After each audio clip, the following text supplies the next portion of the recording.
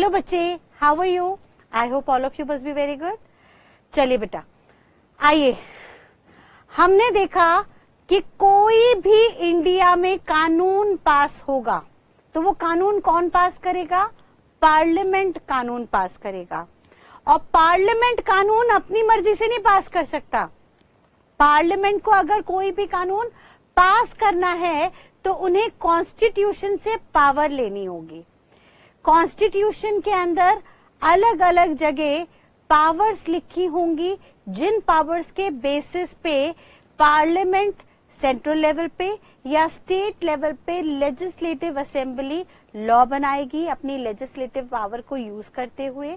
और जब parliament and state legislative assembly अपने लॉ बना देगी तो ही रिस्पेक्टिवली सेंट्रल गवर्नमेंट या स्टेट गवर्नमेंट उस लॉ को एग्जीक्यूट करेंगे। और अगर ये लॉ टैक्स से रिलेटेड है तो सर टैक्सेशन की रिकवरी तभी होगी जब प्रॉपर एक्ट पास होगा, स्टैट्यूट पास होगा, और उसी तरह से होगी टैक्सेशन की रिकवरी जैसा स्टैट्यूट में लिखा हुआ है। यानी गवर्नमेंट अपनी मर्जी से कुछ नहीं कर सकती। सेंट्रल गवर्नमेंट हो या स्टेट गवर्नमेंट हो, वो वैसे ही काम करेगी जैसे पार्लियामेंट या लेजिस्लेटिव असेंबली द्वारा बनाए गए एक्ट में बातें लिखी गई हैं। और पार्लियामेंट और लेजिस्लेटिव असेंबली अपनी मर्जी से लॉ नहीं बनाएगी, उन्हें लॉ बनाने के लिए कॉन्स्टिट्यूशन से पावर लेनी होगी। और कॉन्स्टिट्यूशन किसी स्पेसिफिक आइटम पे ही पावर देगा या किसी रीजनेबल कॉज पे ही पावर देगा। तो आइए अब हम शुरू करते हैं कॉन्स्टिट्यूशनल वैलिडिटी ऑफ जीएसटी, जहां पे हम देखेंगे कि जीएसटी चार्ज करने के लिए कॉन्स्टिट्यूशन में किन किन आर्टिकल्स को डाला गया। देखिएगा बेटा, तो हम कह सकते हैं बेटा कि जीएसटी के पर्पस के लिए कॉन्स्टिट्यूशन के अंदर क्या क्या आर्टिकल्स आए, क्या क्या बदलाव लाए गए और उनके तहत कैसे जीएसटी इंडिया में एप्लीकेबल हुआ।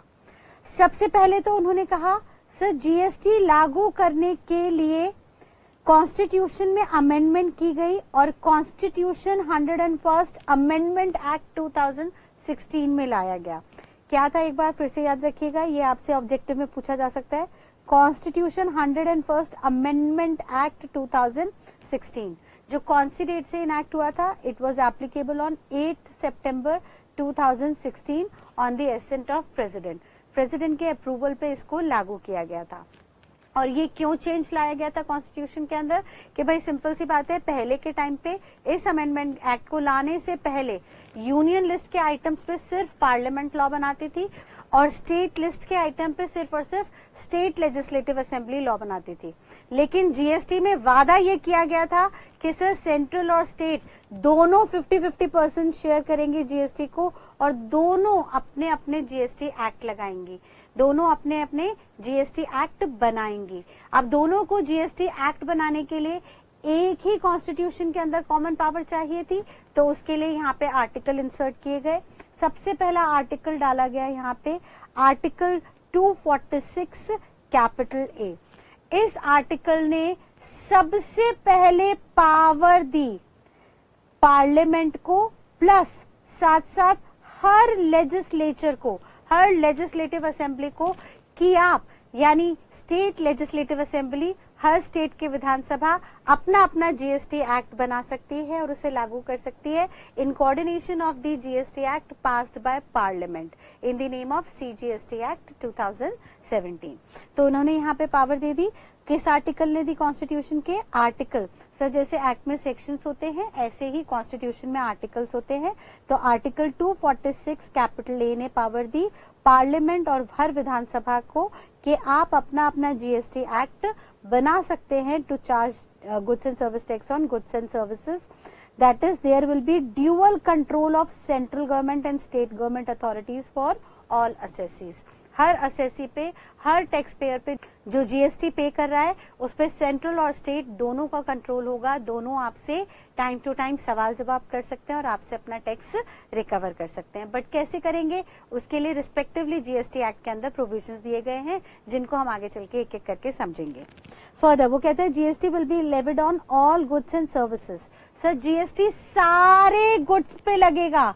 जीएसटी जो है सारे गुड्स पे लगेगा और सारी सर्विसेज पे लगेगा, लेकिन गुड्स की सिर्फ और सिर्फ गुड्स की कुछ एक्सेप्शंस हो गई, कुछ गुड्स हैं जिनके ऊपर जीएसटी नहीं लगेगा। मैम क्या सर्विसेज की भी कुछ एक्सेप्शंस है?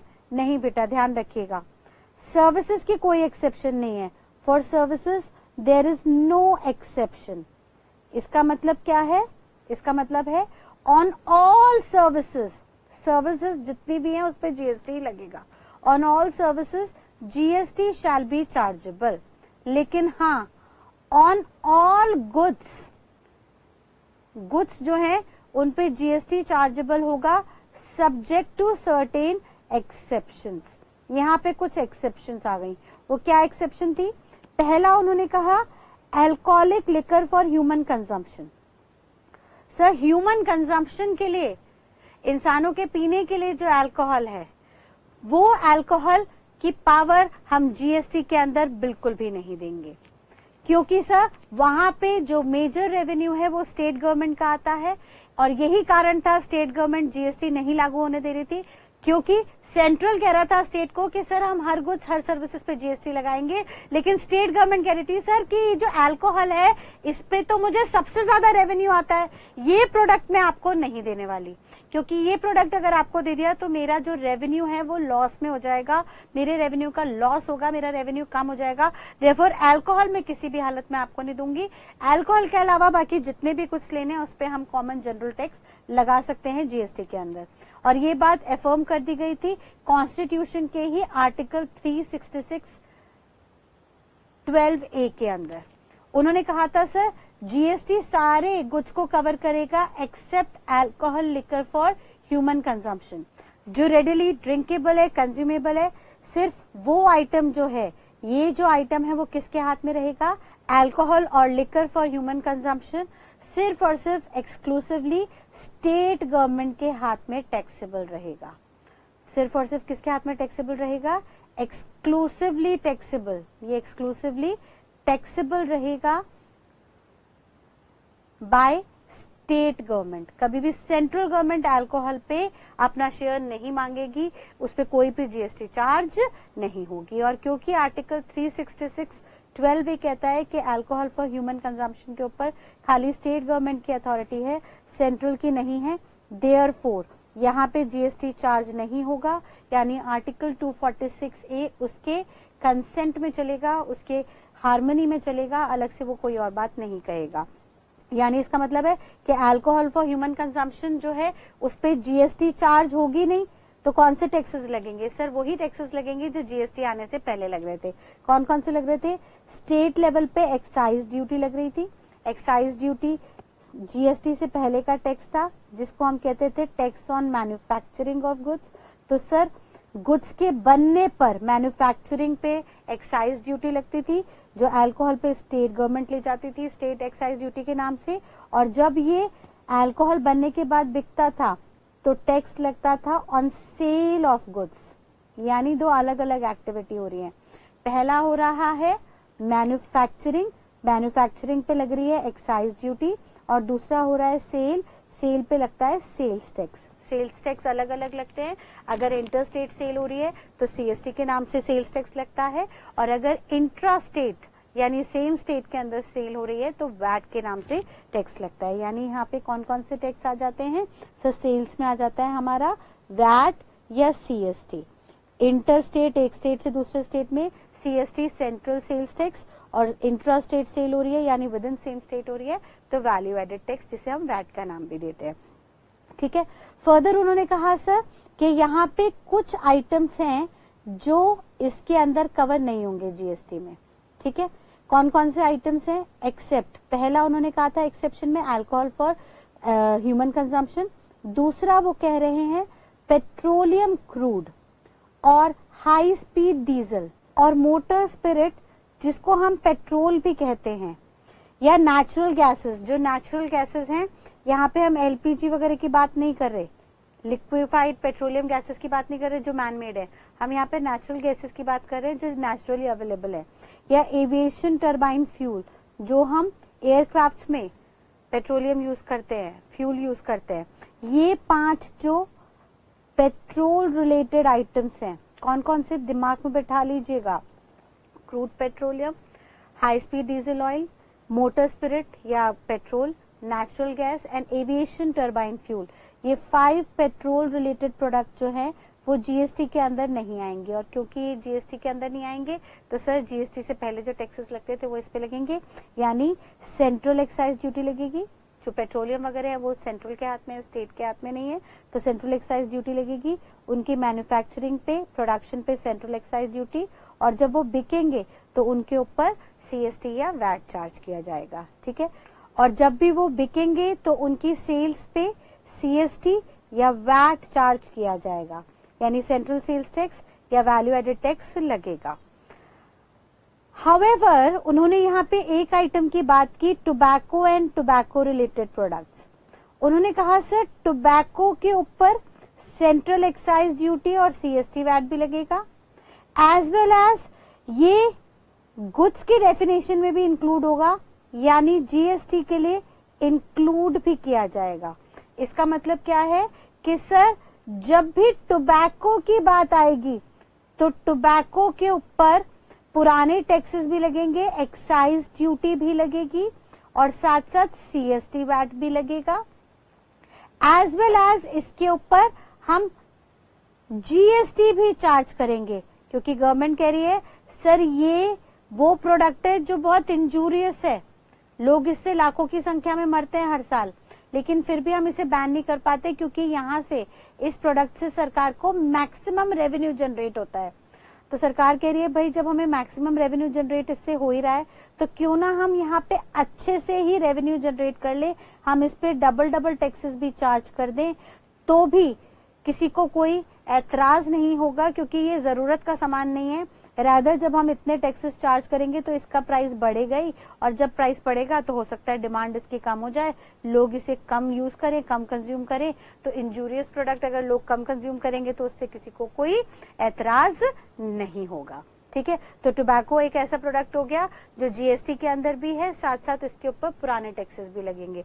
यानी अब हमने क्या किया, हमने गुड्स की कैटेगरी को 3 लेवल पे बांट दिया। हमने कहा सर जब भी कोई ट्रांजैक्शन होगी किसकी, गुड्स की, तो उसमें हम 3 कैटेगरी बांट रहे हैं। पहला अल्कोहल, पहली कैटेगरी। दूसरी कैटेगरी में हम कवर कर रहे हैं petroleum products, petrol crude, crude oil, या यहाँ पे हमने दूसरा कहा हाई स्पीड डीजल। लो स्पीड डीजल नहीं आएगा, क्वेश्चन आपको कंफ्यूज करेगा। लो स्पीड डीजल नहीं आएगा, सिर्फ हाई स्पीड डीजल जीएसटी से एक्सक्लूड किया गया है। ये एक अलग काइंड ऑफ प्रोडक्ट है हाई स्पीड डीजल। लो स्पीड डीजल जो है उसकी इंफीरियर क्वालिटी का प्रोडक्ट है, वो जीएसटी में कवर होगा, वो जीएसटी से एक्सक्लूडेड नहीं है। एंड देन वो बात कर रहा है मोटर स्पिरिट यानी पेट्रोल की। एंड देन वो फोर्थली बात कर रहा है नेचुरल गैसेस की, यानी नेचुरल गैसेस जीएसटी में नहीं आएगा, लेकिन इसके अलावा कोई और अदर मैन मेड गैसेस हैं लाइक एलपीजी एटसेट्रा, तो वो यहाँ पे एक्सक्लूड नहीं है। एंड देन लास्टली वो कह रहा है एविएशन टर्बाइन फ्यूल। तो सर बेसिकली ये जो 5 प्रोडक्ट है पेट्रोलियम रिलेटेड या अल्कोहल, इन 5 पे एंड छठे आइटम अल्कोहल पे जीएसटी नहीं लगेगी। और ये आइटम्स जीएसटी में नहीं लग रहे, ये जीएसटी के एक्ट से ही बाहर चले गए हैं because of constitutional liability. Therefore अब से इनको हम नॉन टैक्सेबल गुड्स बुलाएंगे, वो गुड्स जो जीएसटी के अंदर कवर ही नहीं होते। तो मैम अगर इनके ऊपर जीएसटी नहीं लग रही है तो इसका मतलब कोई भी टैक्स नहीं लगेगा? नहीं बेटा, टैक्स तो लगेगा, लेकिन कौन कौन से टैक्स लगेंगे? अल्कोहल पे लगेगा स्टेट एक्साइज ड्यूटी, स्टेट की एक्साइज ड्यूटी लगेगी मैन्युफैक्चरिंग के वक्त, और सेल्स के वक्त सीएसटी या वैट जो ऑलरेडी सेल का ही टैक्स होता है। However petroleum crude, high speed diesel, petrol, natural gas, aviation turbine fuel के अंदर सेंट्रल एक्साइज ड्यूटी लगेगी। सेंट्रल गवर्नमेंट इसका एक्साइज ड्यूटी ले जाएगी, मैन्युफैक्चरिंग का टैक्स, वेयर एज इसकी बिक्री पे सीएसटी या वैट लगेगा जो स्टेट गवर्नमेंट के पास जाएगा। एंड इन 6 के अलावा एंड तीसरा हम बात करेंगे टोबैको या टोबैको रिलेटेड प्रोडक्ट्स की। तो सर टोबैको रिलेटेड प्रोडक्ट्स के ऊपर तो दोनों ही टैक्सेस लग जाएंगे, यानी ये जीएसटी के अंदर भी आएगा, जीएसटी भी लगेगा, और इस पे जो भी एक्साइज ड्यूटी लगती है वो सारी एक्साइज ड्यूटीज लगेंगी। सर यहाँ पे सेंट्रल लगती है, सेंट्रल एक्साइज ड्यूटी आती है इसके ऊपर, एंड साथ साथ जो भी इनके ऊपर सेल्स पे सीएसटी या वैट वो भी लगेगा, सेंट्रल एक्साइज भी लगेगी एंड जीएसटी भी लगेगी। और क्योंकि ये जीएसटी के अंदर कवर हो रहे हैं तो इन्हें टैक्सेबल गुड्स का दर्जा देंगे, ये टैक्सेबल माने जाएंगे। और तो और इनके अलावा, इन 3 कैटेगरीज के अलावा अगर और कोई भी गुड्स आ गए, एनी अदर गुड्स, इन 3 के अलावा और कोई भी गुड्स आ गए तो उन सब गुड्स पे सिर्फ और सिर्फ जीएसटी लगेगी, ना वहां पे कोई एक्साइज ड्यूटी चार्ज होगी पुराना टैक्स, ना वहां पे कोई सीएसटी वैट लगेगा, यानी वो सिर्फ और सिर्फ जीएसटी के अंदर कवर होंगे, यानी उनको भी हम टैक्सेबल गुड्स का जीएसटी के अंदर दर्जा देंगे। तो हमने 4 कैटेगरी बेसिकली बना ली, जिसमें से 3 को हमने जीएसटी में स्पेशल पोजीशन दी। पहला alcohol for human consumption GST के अंदर चार्जेबल नहीं होगा। दूसरा ये 5 types of petroleum product GST में नहीं चार्ज होंगे, रेदर इन पे रिस्पेक्टिवली स्टेट या सेंट्रल का एक्साइज ड्यूटी और वैट सीएसटी लगेगा। तीसरा टोबैको या टोबैको रिलेटेड प्रोडक्ट्स पे जीएसटी भी लगेगा और पुराने टैक्सेस भी लगेंगे, और इनके अलावा बाकी सब प्रोडक्ट्स के ऊपर सिर्फ जीएसटी लगेगा और कोई टैक्स नहीं लगेगा। हाउएवर जब भी हम सर्विसेज की बात करेंगे, तो सर्विसेज पे सिर्फ और सिर्फ जीएसटी लगेगी, चाहे वो कोई भी सर्विस हो। सर्विस में कोई एक्सेप्शन नहीं है, देयरफॉर यहाँ पे कोई पुराना टैक्स जो पहले सर्विस टैक्स हुआ करता था वो नहीं लगेगा। रादर सर्विस टैक्स अब अबंडन हो चुका है, खत्म हो चुका है इंडिया से। अब यहाँ पे सिर्फ और सिर्फ सारी सर्विसेज पे जीएसटी शैल बी चार्जेबल। ठीक है बेटा, यहाँ तक की बात क्लियर। तो देखिएगा जरा वो क्या कह रहा है एक बार फिर से। हमने कहा सबसे पहले सर यहाँ पे आर्टिकल 246A ने कहा कि सर हम पार्लियामेंट और स्टेट लेजिस्लेटिव असेंबली दोनों को पावर दे रहे हैं कि आप सारे गुड्स सिर्फ और सिर्फ अल्कोहल फॉर ह्यूमन कंजम्पशन और पेट्रोलियम 5 टाइप्स के प्रोडक्ट को छोड़ के सारे गुड्स और सारी सर्विसेज के ऊपर जीएसटी चार्ज कर सकते हो। लेकिन उसमें एक्सेप्शन है कि सर यहाँ पे जो अल्कोहल फॉर ह्यूमन कंजम्पशन है वो आर्टिकल 366(12)A की वजह से सिर्फ स्टेट के हाथ में रहेगी, और पेट्रोलियम प्रोडक्ट्स जो हैं ऑल्दो चाहे तो सेंट्रल और स्टेट अपनी आपसी सहमति से जीएसटी में ला सकते हैं, लेकिन अभी तक ये जीएसटी में कवर नहीं है, देयरफॉर इनको नॉन टैक्सेबल जीएसटी के लिए मानेंगे। रादर इन पे एक्साइज, सेंट्रल एक्साइज और सीएसटी वैट चार्जेबल होगा। फर्दर वो कहता है सर अल्कोहल के नीचे एक नोट लिखा हुआ है, वो कह रहा है GST can never be chargeable on alcohol due to constitution. Constitution में आर्टिकल 366 के चलते अल्कोहल फॉर ह्यूमन कंजम्पशन पे कभी भी जीएसटी चार्ज नहीं होगा। हाउएवर अगर हम पेट्रोलियम प्रोडक्ट्स की बात करें तो जीएसटी काउंसिल के रिकमेंडेशन पे इस पे आगे आने वाले टाइम पे आप जीएसटी चार्ज कर सकते हैं। वो क्या कह रहा है, however here if on the recommendations made by GST council, अगर जीएसटी काउंसिल रिकमेंडेशंस देंगे तो GST yet can be imposed on the above said products और 5 टाइप्स ऑफ पेट्रोलियम प्रोडक्ट्स पे जीएसटी लग सकती है। देन एक्साइज ड्यूटी जो भी सेंट्रल एक्साइज ड्यूटी है या sales tax will not be chargeable thereupon. ठीक है, अगर आगे आने वाले टाइम में जीएसटी काउंसिल के रिकमेंडेशन पे पेट्रोलियम प्रोडक्ट्स पे भी जीएसटी लग गई तो ऐसे केस में एक्साइज ड्यूटी और सेल्स टैक्स उनके ऊपर से हटा दिए जाएंगे। एंड देन लास्टली आर्टिकल 246 ये कहता है कि सर वैसे तो हम पार्लियामेंट और स्टेट लेजिस्लेटिव असेंबली को दोनों को मिलके पावर दे रहे हैं कि आप गुड्स और सर्विसेज पे जीएसटी लगा दो, लेकिन इस पावर की एक्सेप्शन है। ये एक्सेप्शन है, एक्सेप्शन टू पावर। हम एक पावर है जो स्टेट के हाथ में नहीं देंगे जीएसटी के अंदर, वो पावर सिर्फ और सिर्फ सेंट्रल के हाथ में रहेगी, और वो पावर है to create principles for determining place of supply which shall be determined by parliament and not state. वो क्या कहना चाह रहा है जरा समझिएगा।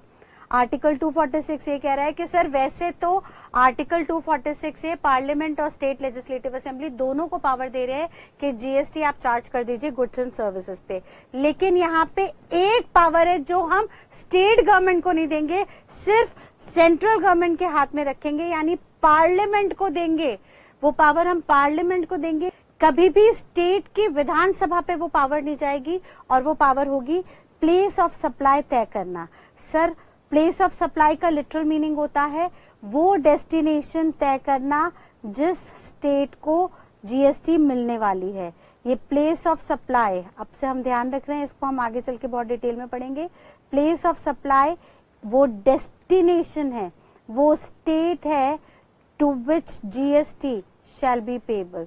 ये वो स्टेट है जिसको जीएसटी का 50% पे किया जाता है। तो सर अगर हम स्टेट गवर्नमेंट को पावर दे देते तो हर स्टेट गवर्नमेंट ऐसा लॉ बनाती जिसके तहत उन्हीं के पास जीएसटी आता, दूसरी स्टेट को नहीं मिलता।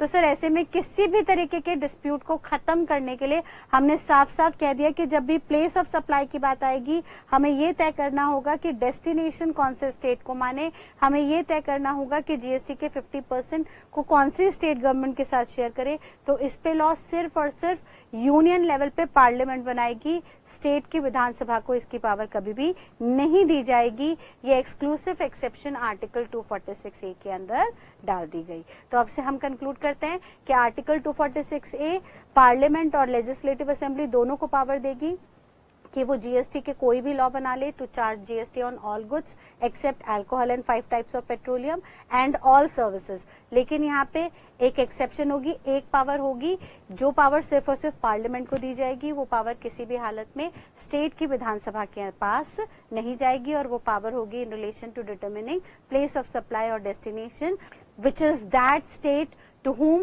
50% of GST shall be payable। ठीक है, क्लियर है यहाँ तक की बात। तो आर्टिकल 246 ये बिल्कुल क्लियर हो गया।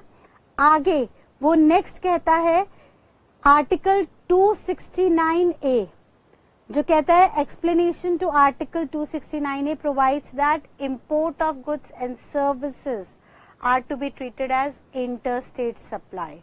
आर्टिकल 269A कहता है कि सर कुछ भी इंपोर्ट होगा, इंपोर्ट का मतलब क्या होता है, कुछ भी बाहर से आएगा उसको हम डीम्ड इंटरस्टेट सप्लाई मान लेंगे।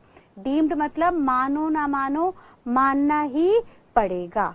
तो वो कह रहा है सर जब भी इंडिया के बाहर से कुछ भी आए, चाहे वो बाहर से गुड्स का इंपोर्टेशन हो या बाहर से आने वाली चीज का सर्विस का इंपोर्टेशन हो, तो इसको आप हमेशा इंटर स्टेट सप्लाई मानना, इसको कभी भी इंट्रा मत मानना, क्योंकि इंट्रा का मतलब होता है विद इन सेम स्टेट।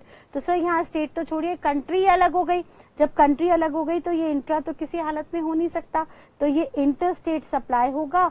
और जब भी इंटर स्टेट सप्लाई होगा तो जीएसटी कौन सी लगेगी सर, हमेशा आईजीएसटी लगेगी। अब सवाल ये पैदा होता है कि सर जब भी हम गुड्स की बात करेंगे तो हम आगे चल के देखेंगे कि गुड्स के केस में कस्टम ड्यूटी भी आएगी। हम गुड्स का आगे चल के कस्टम एक्ट में प्रोविजन देखेंगे कि सर जब भी कभी physical tangible movable items India में आएंगे तो उस पे कस्टम ड्यूटी भी लगेगी। देयरफॉर यहाँ पे गुड्स के इंपोर्टेशन पे कस्टम ड्यूटी चार्ज होगी और वो भी कौन चार्ज करेगा, बाय कस्टम डिपार्टमेंट। सर यहाँ पे कस्टम ड्यूटी चार्ज की जाएगी कस्टम डिपार्टमेंट के द्वारा।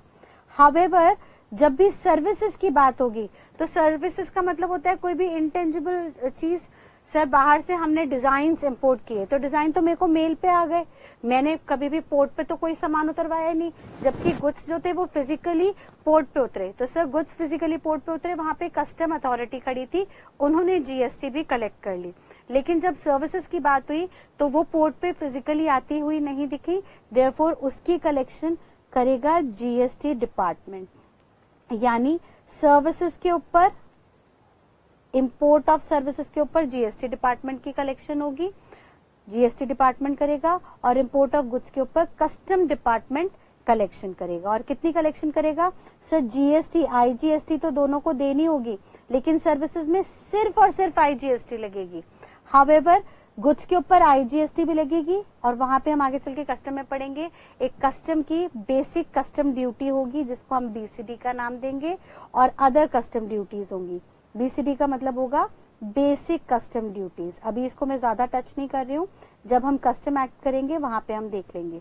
तो बेसिकली वो कह रहा है सर, जब भी आर्टिकल 269 ने क्या कह रहा है कि जब भी बाहर से कोई गुड्स आएंगे या बाहर से कोई सर्विसेज आएंगी तो वो इंटर स्टेट सप्लाई है, उन पे आईजीएसटी तो लगनी ही लगनी है। लेकिन जब भी गुड्स आएंगे तो वो फिजिकल गुड्स पोर्ट पे, बॉर्डर पे उतर रहे हैं जहां पे कस्टम अथॉरिटी खड़ी हुई है, तो कस्टम अथॉरिटी को कहेंगे कि तुम उन्हीं से आईजीएसटी भी ले लो और उन्हीं से ही अपने कस्टम के जितने भी टैक्सेस होते हैं, बेसिक कस्टम ड्यूटी या और बहुत तरीके के टैक्सेस होते हैं, वो सारी कस्टम ड्यूटी उनसे चार्ज कर लो। हाउएवर सर्विसेज के केस में बोला कि सर ये इंटेंजिबल है, देयरफॉर यहाँ पे सिर्फ और सिर्फ आईजीएसटी लगेगी और वो भी जीएसटी डिपार्टमेंट लेगा। ठीक है, तो अब 269 है, बहुत सिंपल है sir. Import will amount to interstate supply upon which IGST will be chargeable. In case of services, only IGST will be chargeable by GST department. However, in case of import of goods, IGST along with other custom duties shall be chargeable by the custom department. अब ma'am custom department GST का काम कर सकता है? Yes sir, custom department GST collect कर सकता है on behalf of GST department, क्योंकि फाइनली चाहे जीएसटी हो या कस्टम हो, दोनों आ तो इनडायरेक्ट टैक्स के अंदर रहे हैं। दोनों का जो मेन बोर्ड है CBIC, central board of indirect taxes and customs, वो सेम है। तो एक ही बोर्ड के तहत दो डिपार्टमेंट्स आ रहे हैं, दोनों डिपार्टमेंट्स एक दूसरे के बिहाफ पे काम कर सकते हैं और अपने बोर्ड को रेवेन्यू कलेक्ट करके दे सकते हैं। ठीक है बेटा, यहां तक की बात क्लियर? आगे देखिएगा नेक्स्ट प्रोविजन आर्टिकल 279 है, जो कुछ और फर्दर बातें कर रहा है। उन्होंने कहा कि सर जीएसटी का कोई भी प्रोविजन, कोई भी चेंजेस, कोई भी रिकमेंडेशन जीएसटी काउंसिल के बिना नहीं होगा। इन्होंने एक प्रॉपर काउंसिल गठित किया, काउंसिल बनाया जिसको नाम दिया गया जीएसटी काउंसिल, जो कॉन्स्टिट्यूट करने की पावर हमें मिली 15 सितंबर 2016 को।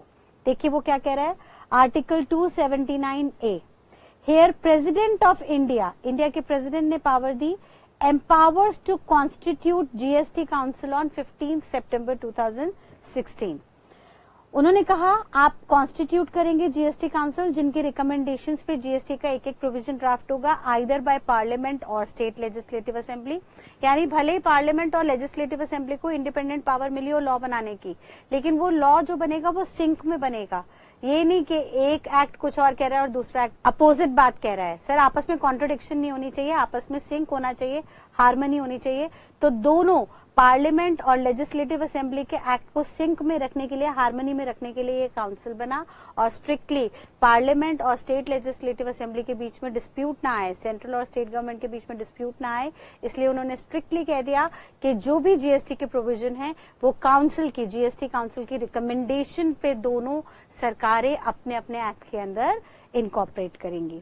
तो उन्होंने कहा ये कॉन्स्टिट्यूट होगी बॉडी और इसके अंदर मेंबर्स कौन कौन होंगे।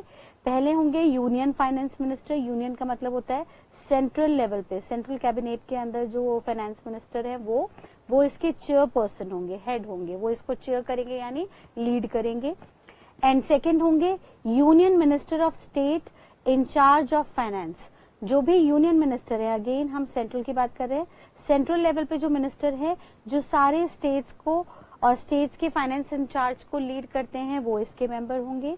एंड थर्डली होंगे द स्टेट फाइनेंस और रेवेन्यू मिनिस्टर, हर स्टेट के जो भी फाइनेंस या रेवेन्यू मिनिस्टर है वो इसके मेंबर होंगे। And any other minister nominated by each state, अगर कोई भी स्टेट गवर्नमेंट चाहे तो किसी और मिनिस्टर को भी इस काउंसिल के अंदर नॉमिनेट कर सकते हैं। और जो भी सब ये मिनिस्टर्स आएंगे मिलके वो मेंबर्स बन जाएंगे अलॉन्ग विद चेयरपर्सन, और ये सब मिलके जीएसटी काउंसिल को गठित करेंगे, इनकॉर्पोरेट करेंगे और फिर इनकी रिकमेंडेशंस पे ओनली ऑन दी रिकमेंडेशंस, जो भी रिकमेंडेशंस काउंसिल देगा, only on the recommendations made by GST council, सिर्फ काउंसिल की रिकमेंडेशंस पे ही any change can be incorporated under GST. कोई भी चेंज, कोई भी प्रोविजन जीएसटी में सिर्फ और सिर्फ तभी आएगा जब जीएसटी काउंसिल उसकी रिकमेंडेशन देगा। यानी कोई भी सरकार, चाहे सेंट्रल हो या स्टेट, पार्लियामेंट हो या स्टेट लेजिस्लेटिव असेंबली, अपनी मर्जी से इस एक्ट के अंदर कोई भी प्रोविजन इनकॉर्पोरेट नहीं करेगी। तो भाई ये अच्छा ही किया, ये काउंसिल बना दिया, नहीं तो आपस में सब झगड़ते रहते। और काउंसिल बनाने में भी किसी को कोई आपत्ति नहीं होगी, क्योंकि इस काउंसिल के जो मेंबर्स है वो हर स्टेट के फाइनेंस मिनिस्टर ही हैं। ठीक है। सो ये काउंसिल क्यों बनाया गया? दे एंश्योर हार्मोनाइजेशन, हार्मोनाइजेशन मतलब शांति बनाए रखना, सिंक बनाए रखना, आपस में कोई झगड़ा ना हो, अगर किसी को कोई प्रॉब्लम आ रही है तो उनको उसका सोल्यूशन देना, यानी टू मेंटेन पीस। हम चाहते हैं शांति बनी रहे सारे गवर्नमेंट के बीच में, to maintain harmony peace on different aspects of GST between central and states। Central government और स्टेट गवर्नमेंट के बीच में कोई झगड़ा ना हो, उनके बीच में हार्मनी बनी रहे, तो उसके लिए काउंसिल आया। And their functions are, council के फंक्शंस क्या हैं सर? कुछ मेन बातें यहाँ पे उन्हें डिसाइड करनी होंगी। पहली बात, टैक्स रेट्स क्या होंगे सर? टैक्स रेट्स जो भी काउंसिल बताएगा उसके बियॉन्ड जाके सेंट्रल या स्टेट गवर्नमेंट जीएसटी चार्ज नहीं करेगी। एग्जेम्पशंस क्या क्या होंगी, कितनी लिमिट होगी, कौन से गुड्स एग्जेम्प्ट होंगे जीएसटी से, कौन से सर्विसेज होंगे, ये काउंसिल तय करेगा। थ्रेशोल्ड लिमिट्स क्या रहेंगी, कितने पे छूट मिलेगी, किसके आगे जीएसटी की लायबिलिटी आएगी एंड सो ऑन, ये बातें भी सारी काउंसिल तय करेगा। डिस्प्यूट रेजोल्यूशन, अगर सेंट्रल और स्टेट गवर्नमेंट के बीच में किसी बात को लेकर डिस्प्यूट आ गया है, झगड़ा आ गया है, तो उसको भी रिजॉल्व करने का, सुलझाने का जिम्मा काउंसिल का है। एंड देन पांचवा, GST legislation including rules, notification etcetera. तो चाहे कोई नोटिफिकेशन निकालने हो, चाहे कोई रूल्स निकालने हो या कुछ और लेजिस्लेशन, सर एक्ट तो बन ही चुका है, तो यहाँ पे हम रूल्स एंड नोटिफिकेशंस की बात कर रहे हैं, ठीक है। तो जो भी उससे रिलेटेड लॉ होगा, वो लॉ किसकी रिकमेंडेशंस पे पास होगा? जीएसटी काउंसिल की रिकमेंडेशन पे। ये बात किसने कंफर्म कर दी? आर्टिकल 279A में। तो यहाँ तक की बात हम क्विकली देख लेते हैं। यहाँ पे आके हमारे कॉन्स्टिट्यूशन के 4 आर्टिकल्स कंक्लूड हुए जिसके तहत हमने जीएसटी को बनाया। पहला आर्टिकल था 246A, जो बात कर रहा था पावर देने की सेंट्रल और स्टेट को, लेकिन सिर्फ एक पावर प्लेस ऑफ सप्लाई से रिलेटेड सेंट्रल को दी, वो पावर स्टेट को नहीं दी गई। उन्होंने कहा सर सेंट्रल और स्टेट को प्लेस ऑफ सप्लाई के अलावा बाकी सारी पावर्स हम दोनों में बराबर बांट रहे हैं, वो दोनों ही अपना अपना जीएसटी एक्ट बना सकते हैं, सब्जेक्ट टू उनके बीच में आपस में कोई डिस्प्यूट ना है। इसके लिए आर्टिकल 279A में जीएसटी काउंसिल बना दिया, which is constituting union finance minister and state finance ministers. लेकिन सिंपल सी बात कह दी कि ये काउंसिल जब जब रिकमेंडेशंस देगा, जो रिकमेंडेशंस कॉमन होंगी उन्हीं के तहत सेंट्रल और स्टेट अपने अपने एक्ट के अंदर प्रोविजंस को इनकॉर्पोरेट करेगी। देन आर्टिकल 269A था जो बात कर रहा था इम्पोर्टेशन की। उन्होंने कहा चाहे गुड्स हो या सर्विसेज, इम्पोर्टेशन हमेशा इंटर स्टेट सप्लाई होगा जिसपे आईजीएसटी लगेगी। हाँ, वो बात अलग है कि गुड्स के इंपोर्टेशन के केस में कस्टम डिपार्टमेंट इन्वॉल्व होगा, क्योंकि पोर्ट पे माल आ रहा है तो कस्टम डिपार्टमेंट आईजीएसटी के साथ साथ अपनी कस्टम ड्यूटी भी रिकवर करेगा। हाउएवर सर्विसेज के केस में क्योंकि वो इंटेंजिबल नेचर की है, वो किसी भी पोर्ट पे नहीं आ रही, देयरफॉर इंटेंजिबल सर्विसेज के केस में जीएसटी डिपार्टमेंट सिर्फ और सिर्फ आईजीएसटी रिकवर करेगा। सर्विसेज में कोई भी कस्टम ड्यूटी चार्ज नहीं होगी, कस्टम ड्यूटी सिर्फ और सिर्फ गुड्स पे लगेगी, सर्विसेज पे नहीं, ठीक है। एंड देन लास्टली आर्टिकल 366(12) कहेगा कि अल्कोहल फॉर ह्यूमन कंजम्पशन, वो अल्कोहल जो कंज्यूमेबल है उस अल्कोहल के ऊपर जीएसटी चार्ज नहीं हो सकती। ये प्रोडक्ट एक्सक्लूसिवली स्टेट के हाथ में ही रहेगा। स्टेट गवर्नमेंट इसके ऊपर एक्साइज ड्यूटी मैन्युफैक्चरिंग के वक्त और सीएसटी वैट सेल्स के वक्त चार्ज करके अपना रेवेन्यू बनाएगी, क्योंकि स्टेट गवर्नमेंट के लिए ये मैक्सिमम रेवेन्यू जनरेटिंग प्रोडक्ट है। तो अल्कोहल किसी भी हालत में जीएसटी के अंदर कभी भी नहीं आएगा। स्टेट गवर्नमेंट अल्कोहल के ऊपर कोई भी टैक्स सेंट्रल गवर्नमेंट के साथ शेयर नहीं करेगी। देयरफॉर किसी भी सूरत में अल्कोहल के ऊपर कभी भी जीएसटी नहीं लगेगा, बशर्ते वो अल्कोहल कंज्यूमेबल हो। यानी अगर कोई अल्कोहल रॉ फॉर्म में है, जैसे कि रॉ फॉर्म का बेस्ट एग्जांपल है ENA extra neutral alcohol. Sir ये रॉ फॉर्म होती है, ये जो अल्कोहल है ये बहुत डेंजरस होती है, पीने लायक नहीं होती। अगर इसका एक ड्रॉप भी आप लोकल अल्कोहल के अंदर मिला के बेच देते हैं तो लोग मरते हैं। आपने कई बार न्यूज़पेपर्स में सुना होगा कि सर इकट्ठे अल्कोहल पीने के बाद, देसी दारू पीने के बाद सैकड़ों लोगों की मौत हो गई। वो इसीलिए होता है कि उसमें ये रॉ मटेरियल कई बार पड़ जाता है। तो ये जो एक्स्ट्रा न्यूट्रल अल्कोहल है, it is not for human consumption. Sir ये ह्यूमन कंजम्पशन के लिए नहीं है। क्योंकि ये ह्यूमन कंजम्पशन के लिए नहीं है, देयरफॉर ये आर्टिकल 366 के अंदर नहीं आएगी। यानी कहने का मतलब क्या है कि सर ये जो एक्स्ट्रा न्यूट्रल अल्कोहल है, ये जीएसटी के अंदर एक्स्ट्रा न्यूट्रल अल्कोहल जो है, क्योंकि ये कंज्यूमेबल नहीं है, ह्यूमन कंजम्पशन के लिए नहीं है, देयरफॉर ये आर्टिकल 366(12)A के अंदर नहीं आएगी, और क्योंकि ये वहां पे नहीं आएगी यानी ये जीएसटी के अंदर चार्जेबल है, इस पे GST shall be chargeable since it is not for human consumption. तो आपसे ऑब्जेक्टिव में या अदरवाइज ये पूछ सकते हैं इस तरीके की बात, आपको सिंपली ध्यान रखना है सिर्फ और सिर्फ वो alcohol which is for human consumption shall be excluded from GST. However, any other form of alcohol which is not for human consumption shall not be excluded from GST, और क्योंकि वो exclude नहीं होगा यानी वो GST में include होगा, वो GST के अंदर taxable माना जाएगा, और taxable होगा इसका मतलब उसके ऊपर GST आपको पे करना है। तो 4 आर्टिकल आपको अच्छे से याद हो गए।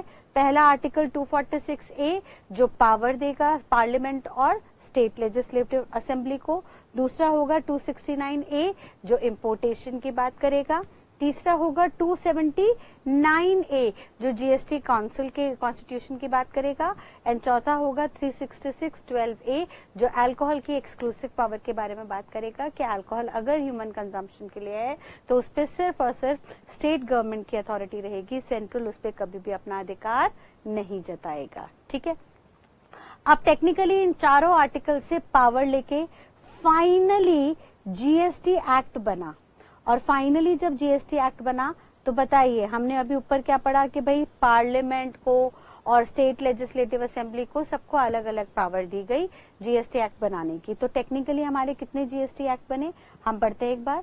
On the basis of above given power, जो भी पावर्स कॉन्स्टिट्यूशन के अंदर दी गई थी उसके तहत स्टैट्यूट तैयार हुए जीएसटी के। स्टैट्यूट का मतलब हम क्या देखते आ रहे हैं, लॉ। जीएसटी के कुछ एक्ट तैयार हुए एज फॉलोज। कैसे कैसे सर? सबसे पहला आया सीजीएसटी एक्ट, जैसे कि नाम से ही क्लियर है, central goods and services tax, central goods and services tax act. सारे एक्ट कब आए? साल 2017 में। सर ऑब्वियस ही बात है ये किसने बनाया होगा? बाय पार्लियामेंट, और सेंट्रल लेवल पे पार्लियामेंट एक ही है, देयरफॉर कितना एक्ट बना होगा? एक। इस एक्ट को हम मदर एक्ट भी कहते हैं क्योंकि इसी के अंदर मेन प्रोविजंस गिवन है। जो प्रोविजंस इस एक्ट के अंदर है वही सारे provisions as it is state GST act के अंदर भी इनकॉर्पोरेट कर दिए गए हैं, बिकॉज दोनों को बना कौन रहा है? GST council. ठीक है, तो सीजीएसटी एक्ट को हम मदर एक्ट मानेंगे, इसी के बेसिस पे सारे एक्ट बनेंगे, और टेक्निकली हम भी अपने कोर्स पे इसी को मेन पढ़ेंगे। हमारे कोर्स में सीजीएसटी एक्ट के ही सारे प्रोविजंस हमें पढ़ने हैं। देन सेकेंडली एक्ट बना आईजीएसटी एक्ट, ये बात कर रहा है इंटीग्रेटेड जीएसटी की। ठीक है, तो इंटीग्रेटेड जीएसटी कब लगेगी? जब इंटर स्टेट सप्लाई होगी। तो भाई सिंपल सी बात है, जब इंटर स्टेट सप्लाई होगी तो सारी जीएसटी किसके पास चली जाएगी? सेंट्रल के पास। फिर सेंट्रल उसमें से अपना 50% अपने पास रख के रिमेनिंग बैलेंस 50% फॉरवर्ड कर देगा टू स्टेट गवर्नमेंट जहां पे डेस्टिनेशन है। ये कैसे हो बटेगा, क्या होगा, इसको हम आगे चल के डिटेल में देखेंगे। तो सर अगेन सेंट्रल गवर्नमेंट को जाएगा आईजीएसटी, तो ये भी कितना एक्ट होगा? एक ही होगा। ठीक है, ये एक्ट हमें सिर्फ और सिर्फ प्लेस ऑफ सप्लाई के चैप्टर में पढ़ना है, बाकी इस एक्ट का कोई खास रोल नहीं है।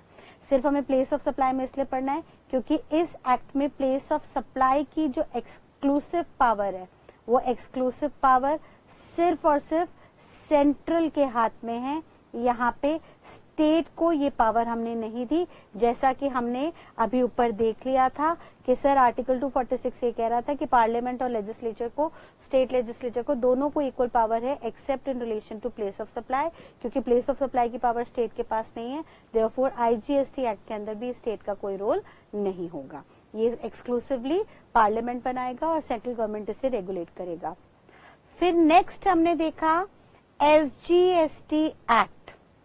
सर जैसे कि नाम से क्लियर है, एसजीएसटी स्टेट गवर्नमेंट का लेजिस्लेशन है। स्टेट गवर्नमेंट ने जीएसटी एक्ट बनाया जो उसको हमने एसजीएसटी का नाम दिया। अब सवाल ये पैदा होता है कि हर स्टेट का क्या एक ही जीएसटी एक्ट है या हर स्टेट गवर्नमेंट ने अपना अपना जीएसटी बनाया? तो सर हमने जैसा देखा पीछे कॉन्स्टिट्यूशन के अंदर यहाँ पे आर्टिकल 246A ने पार्लियामेंट के साथ साथ हर स्टेट लेजिस्लेचर को इक्वल पावर दी है अपना अपना एक्ट बनाने की। यानी पार्लियामेंट ने जो बनाया होगा एक्ट उसे हमने क्या नाम दिया? सीजीएसटी एक्ट, और हर स्टेट का लेजिस्लेचर, लेजिस्लेटिव असेंबली, विधानसभा अपना अपना लॉ बनाएंगे जिसको हम नाम देंगे SGST एक्ट। ठीक है, तो भाई आर्टिकल 246 पावर दे रहा है पार्लियामेंट को भी, पार्लियामेंट को पावर दी, उसके बेसिस पे उन्होंने CGST एक्ट बना दिया पहला, और हर स्टेट गवर्नमेंट को भी इक्वली पावर मिली तो उन्होंने भी अपना अपना SGST एक्ट बनाया। अब पार्लियामेंट क्योंकि एक ही है तो एक ही एक्ट बना होगा, लेकिन स्टेट्स अलग अलग है तो हर स्टेट गवर्नमेंट को पावर दी गई कि आप अपना अपना लॉ बनाइए। अब सवाल ये पैदा होता है कि कितने स्टेट्स हैं और कितने SGST एक्ट बने होंगे, तो उसके लिए उन्होंने कहा कि सर टेक्निकली स्पीकिंग GST के अंदर जब साल 2017 में लॉ बना था, GST आया था, तब 29 स्टेट्स थे इंक्लूडिंग जम्मू एंड कश्मीर। जम्मू कश्मीर भी तब स्टेट का दर्जा रखता था, लेकिन करंट ईयर में आर्टिकल 370 मॉडिफाई होने के बाद जम्मू कश्मीर को यूनियन टेरिटरी का दर्जा दे दिया गया। लेकिन साल 2017 में वो स्टेट था, देयरफॉर उन्होंने अपना SGST एक्ट बना लिया था, GST का अलग से जम्मू कश्मीर SGST एक्ट बन चुका था, देयरफॉर उसको नहीं छेड़खानी की, जिसके चलते आज भी भले ही जम्मू यूनियन टेरिटरी का दर्जा हासिल कर चुका है, फिर भी उसका अपना रिस्पेक्टिव स्टेट GST एक्ट है साल 2017 में जो पास हुआ था। तो टेक्निकली स्पीकिंग भले ही अभी 28 स्टेट्स हैं प्लस जम्मू एंड कश्मीर को मिला के 29 तो स्टेट्स हो गए, जो साल 2017 में 29 स्टेट्स थे उनके अलग अलग रिस्पेक्टिव SGST एक्ट हो गए। साथ साथ दो ऐसी यूनियन टेरिटरी हैं जिनको GST के पर्पस के लिए स्टेट का दर्जा दिया गया, और वो कौन कौन सी यूनियन टेरिटरी है? दिल्ली एंड पौंडीचेरी। यानी टेक्निकली सिर्फ GST एक्ट के लिए ही नहीं, इन जनरल भी ये दो यूनियन टेरिटरी दिल्ली और पौंडीचेरी हैं जिनको हम डीम्ड स्टेट मानते हैं। डीम्ड मतलब मानो ना मानो, मानना ही पड़ेगा। यानी ये दो यूनियन टेरिटरी हैं जिनका अपना रिस्पेक्टिव SGST एक्ट है, यानी दो यूनियन टेरिटरी के SGST एक्ट हो गए और 29 हमारे स्टेट के SGST एक्ट थे, यानी इन टोटल हमारे 31 SGST एक्ट हो गए, जिसके अंदर करीबन सारे प्रोविजंस ऑलमोस्ट सेम ही हैं, क्योंकि ये सब कौन रेगुलेट कर रहा है? GST council. और SGST एक्ट और CGST एक्ट के करीबन सारे ही प्रोविजन सेम होते हैं, क्योंकि दोनों को ही कौन गवर्न कर रहा है? Again GST council. हाँ, बस थोड़ा सा उसमें टर्म्स बदल जाती हैं। अगर हम दिल्ली के SGST एक्ट की बात करें तो वहां पे स्टेट गवर्नमेंट के नाम के आगे दिल्ली वर्ड आ जाता है, एंड सो ऑन। तो उन्होंने कहा सर 31 तो SGST एक्ट हो गए, जो हमें एकेडमिकली नहीं पढ़ने। हम अलग अलग स्टेट्स का लॉ नहीं पढ़ने जा रहे हैं, क्योंकि सर हम एक प्रोफेशनल डिग्री कर रहे हैं जो नेशनल लेवल पे यूनिफॉर्म कोर्स रखती है। देयरफॉर कोर्स में हमें CGST एक्ट ही मेनली पढ़ना है, उसी के रेप्लिका, उसी की ही कॉपी हर रिस्पेक्टिव SGST एक्ट के अंदर है। लेकिन हर एक स्टेट लेवल के लेजिस्लेचर को हमने पावर दी कि आप अपना अपना एक्ट बनाइए, सो दैट कल को आपको ये ना लगे कि आपके टैक्स कलेक्शन का अधिकार आपसे छीन लिया गया है। तो आप अपना लॉ बनाइए because of the modification amendment in constitution. ठीक है, एंड देन फाइनली इन स्टेट्स के अलावा जो यूनियन टेरिटरीज हैं, उन यूनियन टेरिटरीज के लिए अलग से GST एक्ट बना। मैम, स्टेट और यूनियन टेरिटरी में फर्क क्या होता है? तो बेटा बेसिकली अगर देखा जाए तो स्टेट एक ऐसा एरिया है जिसका अपना लेजिस्लेचर होता है, यानी इनके पास अपनी लॉ मेकिंग पावर होती है अंडर कॉन्स्टिट्यूशन। कॉन्स्टिट्यूशन के अंदर स्टेट लिस्ट में जो भी आइटम्स दिए गए हैं या जो भी मॉडिफाइड वर्जन्स हैं, उनके तहत इनके पास लॉ बनाने की पावर होती है, और इनका खुद का लेजिस्लेटिव असेंबली होता है, विधानसभा होता है। However on the other side अगर देखा जाए तो यूनियन टेरिटरी जो है उनका अपना कोई लॉ नहीं होता। दोनों में मेनली फर्क बस यही होता है, उनका अपना कोई लॉ नहीं होता, यानी उनके पास लॉ बनाने की पावर नहीं होती। और क्योंकि उनके पास लॉ बनाने की पावर नहीं होती, इसका मतलब साफ साफ है उनकी कोई खुद की विधानसभा, कोई लेजिस्लेटिव असेंबली नहीं होती है। तो मैम क्या वहां पे लॉ ही नहीं बनता? नहीं बेटा, वहां पे लॉ बनता है, लेकिन इस पूरी यूनियन टेरिटरी को कौन गवर्न करता है? It is governed by union ministry. इसको यूनियन मिनिस्ट्री गवर्न करती है, सेंट्रल लेवल पे इसे गवर्न किया जाता है। और क्योंकि सेंट्रल लेवल पे गवर्न किया जाता है तो ऑब्वियस सी बात है इनके लॉ बनाने की पावर किसके पास होती है? इनके यूनियन टेरिटरी के लॉ बनाने की पावर सेंट्रल लेवल पे होती है, पार्लियामेंट के पास। तो जितनी भी यूनियन टेरिटरीज हैं इंडिया में, उन सबका लॉ कौन बनाता है? पार्लियामेंट बनाता है। अब सोच के बताइए कि एक यूनिफॉर्म बॉडी, एक बॉडी अलग अलग यूनियन टेरिटरीज का लॉ बना रही है, तो क्या वो अलग अलग एक्ट पास करेगी अलग अलग यूनियन टेरिटरीज के लिए? नहीं सर, सारी यूनियन टेरिटरीज को यही गवर्न कर रहे हैं। तो बेसिकली पार्लियामेंट सब यूनियन टेरिटरीज के लिए एक ही एक्ट पास कर देती है, यानी एक यूनिफॉर्म लॉ होता है जो सारी यूनियन टेरिटरीज पे लागू किया जाता है। तो सोच के बताइएगा, अगर एक पार्लियामेंट सारी यूनियन टेरिटरी के लिए एक यूनिफॉर्म लॉ पास कर रही है, तो जो यूटी के लिए, यूनियन टेरिटरी के लिए जीएसटी एक्ट आएगा, उसका नाम क्या बनेगा? UT GST act. और ये सारे एक्ट कब आए? साल 2017 में। और कितने यूटी जीएसटी एक्ट होंगे? सर सिर्फ और सिर्फ एक यूटी जीएसटी एक्ट होगा, भले ही वो अलग अलग यूनियन टेरिटरीज पे क्यों ना एप्लीकेबल हो रहा हो। ठीक है बेटा, तो स्टेट और यूनियन टेरिटरी में आपको डिफरेंस बिल्कुल क्लियर।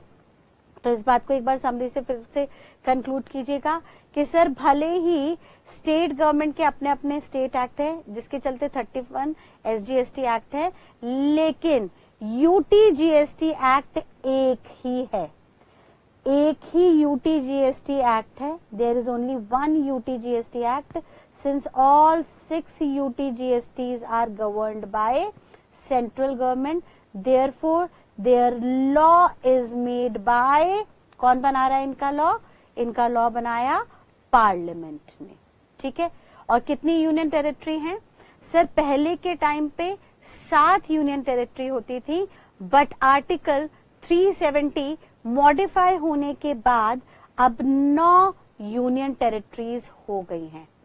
9 कौन सी हैं? सर एक तो 7 पुरानी थी ही थी, चंडीगढ़, लक्षद्वीप, दमन and Diu, Dadra and Nagar Haveli and Andaman and Nicobar islands. 5 ये थी, ये 5 थी, प्लस दिल्ली एक यूनियन टेरिटरी थी, लेकिन उनका अपना लेजिस्लेचर है, दिल्ली का अपना विधानसभा है। दिल्ली एक ऐसी यूनियन टेरिटरी है, और पौंडीचेरी 2 ऐसी यूनियन टेरिटरी है, दिल्ली और पौंडीचेरी, जहां पे भले ही उन्हें यूनियन टेरिटरी का दर्जा दिया गया है, लेकिन उनकी अपनी लेजिस्लेटिव असेंबली है, उनके पास लॉ मेकिंग पावर है। तो एक दिल्ली हो गई प्लस एक पौंडीचेरी हो गई। ठीक है, ये तो पहले साल 2017 का तो ये स्टेटस था। 5 थी ये union territory, Chandigarh, Lakshadweep, Daman and Diu, Dadra and Nagar Haveli and Andaman and Nicobar island, plus 2 थी दिल्ली एंड पौंडीचेरी, जिनका रिस्पेक्टिव एसजीएसटी था। फिर उसके बाद ये 7 के बाद 2 और जुड़ी, जम्मू एंड कश्मीर एंड लद्दाख। लेकिन जम्मू एंड कश्मीर तो जब 2017 में थी तो स्टेट का स्टेटस था, देयरफॉर उसका अपना एसजीएसटी एक्ट है, देयरफॉर जम्मू कश्मीर के लिए यूनियन टेरिटरी का जीएसटी एक्ट नहीं लगेगा, जिसके चलते अब सिर्फ और सिर्फ 6 यूनियन टेरिटरी हैं। कौन कौन सी? 5 तो पुरानी वाली और 1 लद्दाख मिल गया। इन 6 यूनियन टेरिटरीज पे 5 पुरानी, चंडीगढ़, लक्षद्वीप, दमन दीव, दादर एंड अंडमान निकोबार, एंड 1 और जुड़ गया लद्दाख का। इन 6 के लिए एक ही एक्ट लगा, जिसको हमने यूटी जीएसटी एक्ट का नाम दिया।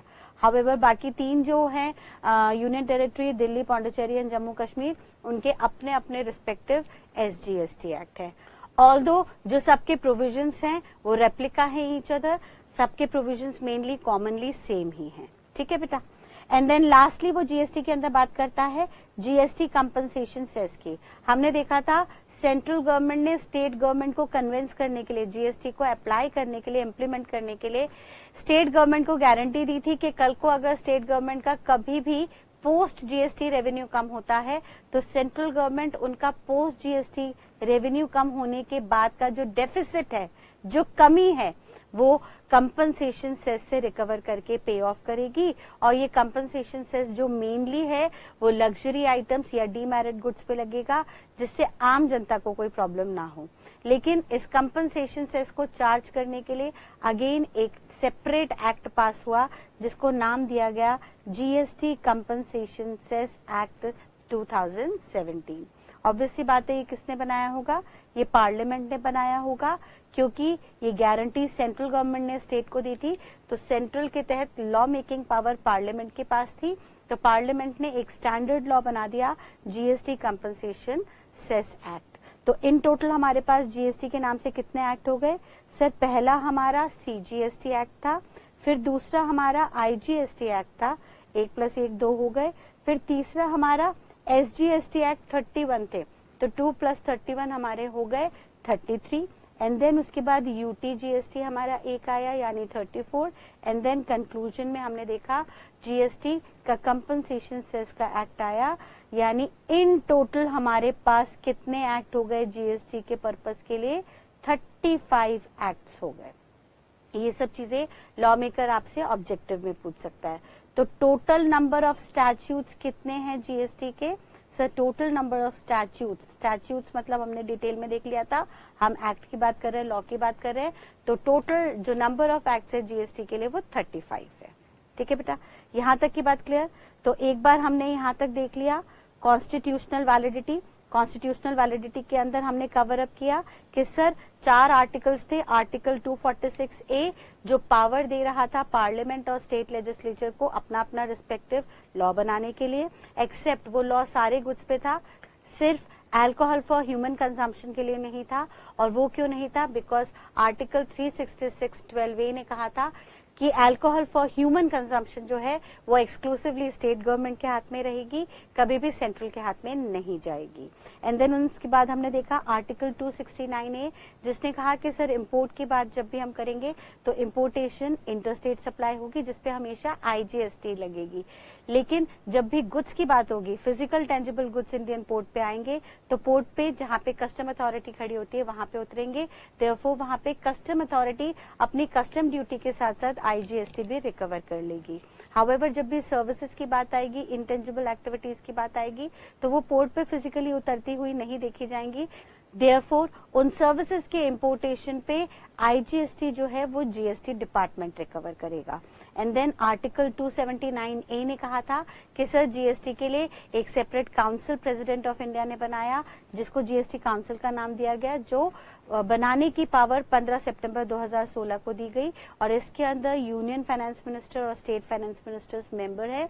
However union finance minister chairperson होते हैं, लीड करते हैं इस काउंसिल को, और सबके सब मिलजुल के कॉमन कंसेंट निकाल के जीएसटी की रिकमेंडेशंस देते हैं, जिन रिकमेंडेशंस के बेसिस पे चाहे तो सीजीएसटी या एसजीएसटी एक्ट के अंदर चेंजेस लाए जाते हैं या कोई भी अमेंडमेंट्स इनकॉर्पोरेट की जाती है।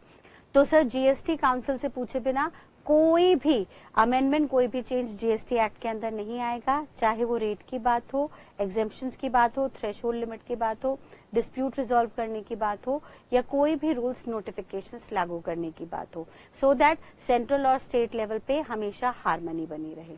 ठीक है, और यहाँ से कॉन्स्टिट्यूशन के इन आर्टिकल से पावर लेके फाइनली 35 एक्ट जीएसटी के लिए निकाले गए, जिसमें पहला एक्ट सीजीएसटी एक्ट है, जिसको हम मदर एक्ट कहते हैं क्योंकि वहीं से मेनली प्रोविजंस और एक्ट के अंदर इनकॉर्पोरेट हुए। सीजीएसटी एक्ट पार्लियामेंट ने बनाया, एक ही है। फर्दर उसके बाद हमने आईजीएसटी एक्ट देखा, ये भी पार्लियामेंट ने बनाया, एक ही है। देन उसके बाद स्टेट गवर्नमेंट्स के अलग अलग रिस्पेक्टिव एसजीएसटी एक्ट थे, जिसको अलग अलग रिस्पेक्टिव स्टेट गवर्नमेंट के लेजिस्लेचर ने इशू किया, जिसमें 28 स्टेट्स ने अपने अपने लॉ बनाए, और एक यूनियन टेरिटरी जो currently Jammu Kashmir union territory का स्टेटस ले चुकी है, वो 2017 में स्टेट का स्टेटस रखती थी। देयरफॉर उनका भी अपना एसजीएसटी एक्ट है, जिसके चलते 29 एसजीएसटी एक्ट है, plus 2 union territory Delhi and Pondicherry का भी अपना अपना लेजिस्लेचर है, तो उन्होंने अपने अपने एसजीएसटी बनाए हैं। यानी इन टोटल 31 एसजीएसटी एक्ट है, जिसके अंदर 3 union territory Jammu Kashmir, Delhi and Pondicherry के अपने अपने रिस्पेक्टिव एसजीएसटी हो गए। एंड देन लास्टली हमारे पास करंटली 9 यूनियन टेरिटरी हैं, जिसमें से 3 जम्मू कश्मीर, दिल्ली एंड पौंडीचेरी के अपने अपने SGST है। इन 3 को छोड़ के बाकी जो 6 यूनियन टेरिटरी बची, चंडीगढ़, लक्षद्वीप, दमन and Diu, Dadar and Nagar Haveli, Andaman and Nicobar and Ladakh, इन 6 के लिए एक कॉमन पार्लियामेंट ने UTGST एक्ट बनाया। क्योंकि यूनियन टेरिटरी का अपना कोई लेजिस्लेचर नहीं होता तो पार्लियामेंट लॉ बनाता है, देयरफॉर इनका एक ही कॉमन एक्ट है, एक UTGST एक्ट हो गया। And then lastly compensation cess के लिए एक separately GST compensation cess act बना, और ये सारे ही एक्ट 2017 में बने। टोटल 35 एक्ट हो गए जो GST के ऊपर अप्लाई किए जाते हैं। ठीक है बेटा, यहाँ तक की बात क्लियर आपको? तो आज की बात यहाँ पे हम कॉन्स्टिट्यूशन को लेके कंक्लूड करते हैं। इसको अच्छे से टिप्स पे ले लीजिएगा, यहाँ से गारंटीड ऑब्जेक्टिव क्वेश्चन आते ही आते हैं, तो आपके टिप्स पे होना चाहिए विद लॉजिक के प्रोविजन। तो till next class, thank you and God bless you all, bye bye.